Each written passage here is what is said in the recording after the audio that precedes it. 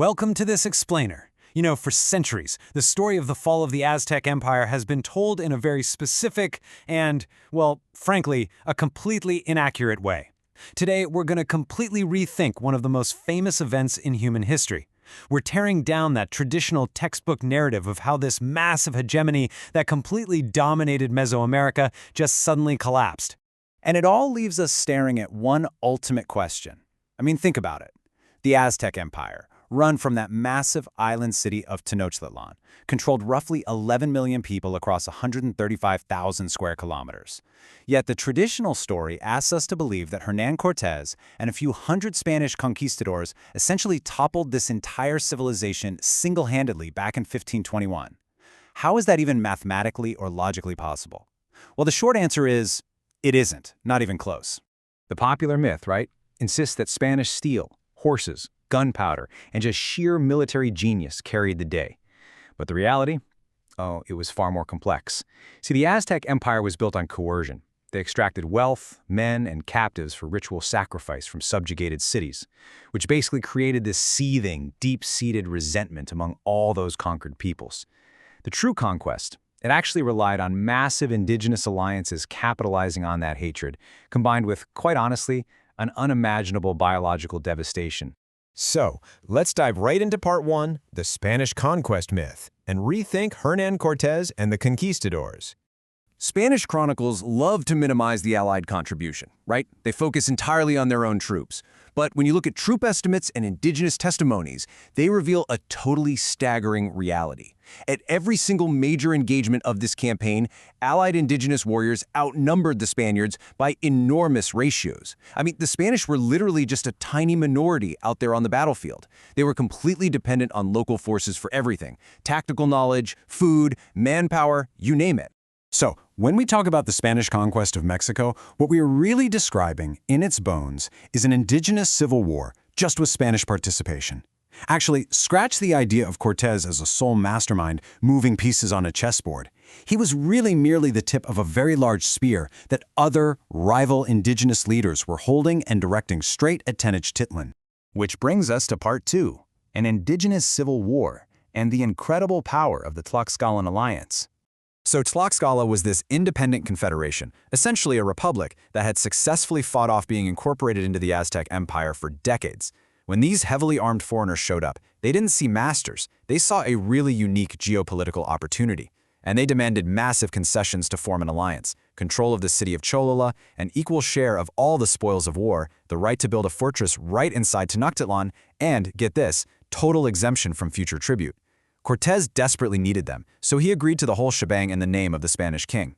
This proves, absolutely beyond a shadow of a doubt, that the Tlaxcalans weren't submissive subjects. They were negotiating from a position of absolute power. This dynamic became incredibly clear a bit later, after the Spanish suffered a massive bloody defeat and were literally driven out of Tenochtitlan. Battered, bleeding, completely out of supplies, the Spanish limped into Tlaxcalan territory. At that moment, the survival of their entire enterprise depended on one single political question: would Tlaxcala keep the alliance? Aztec emissaries were even offering Tlaxcala peace if they just handed over the Spaniards. If the Tlaxcalan leadership had done the math differently, Cortés dies right there. The entire trajectory of the Western Hemisphere changes forever. But they chose to keep the alliance. Moving on to part 3, fracturing the Triple Alliance and the internal betrayal. You see, the Aztec Empire was built on a triple alliance. Yet, in what has to be one of the most staggering geopolitical shifts imaginable, Texcoco, one of those 3 founding capital cities, defected. Cortés backed a rival claimant to their throne, a guy named Ixtlilxochitl II, who was friendly to the Spanish. And this was huge.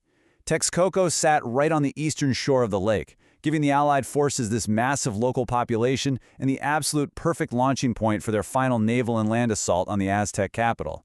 Talk about an inside job. All right, part 4, the microscopic conqueror and the invisible devastation of smallpox. The Mesoamerican geopolitical order wasn't just fractured by war, it was entirely shattered by an invisible terror. We're talking about the smallpox virus. Likely introduced to the continent around 1520, it hit a population that had absolutely zero existing immunity.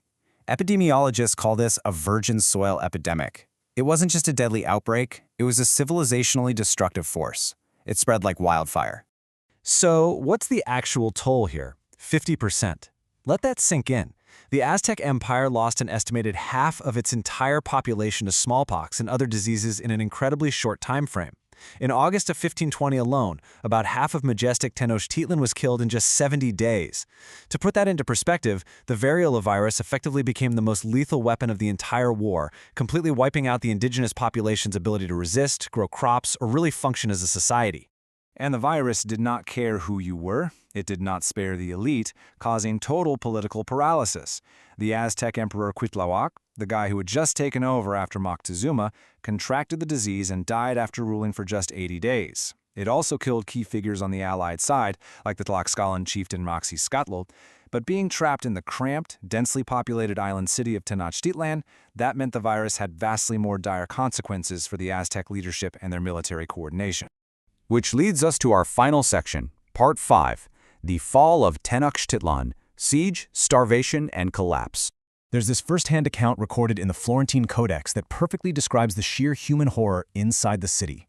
It says, "Many died from this plague, and many others died of hunger. They couldn't get up and search for food, so they starved to death in their beds." Because everyone got sick at exactly the same time, the people who would normally nurse the sick or harvest the crops were completely incapacitated themselves. The epidemic led directly to mass famine. The defenders were paralyzed long before the Spanish and Tlaxcalan armies even breached the walls. Capitalizing on this horrific weakness, the Allied forces used the actual geography of Lake Texcoco to strangle the city. Remember, Tenochtitlan was an island connected by these great causeways. Well, the Spanish and their indigenous allies blockaded those causeways, completely cutting the Aztecs off from the mainland. The remaining loyal tributary states couldn't even send aid without exposing themselves to attack. It was just a methodical, suffocating blockade. And so, on August 13, 1521, Tenochtitlan finally fell. The aftermath was visceral and honestly horrific. Surviving accounts state the city smelled like death for weeks. The once beautiful canals were choked with corpses, and the outer neighborhoods had been systematically demolished to create open fields of fire. That deep hatred of Aztec domination, plus the prospect of plunder, kept the allied native forces fighting through the unbearable stench and horror just to ensure the Aztec hegemony was permanently destroyed. So I want to leave you with a provocative thought to reflect on today. Without the massive Tlaxcalan alliance actively choosing to aid the Spanish, and without the apocalyptic arrival of the smallpox virus, would the Aztec Empire have survived? History is rarely as simple as superior weapons winning the day. It's shaped deeply by indigenous agency, political betrayals, and devastating biological catastrophes. I really hope this explainer completely shifted how you view this era and leaves you eager to dig deeper into the incredible, complex realities of our past.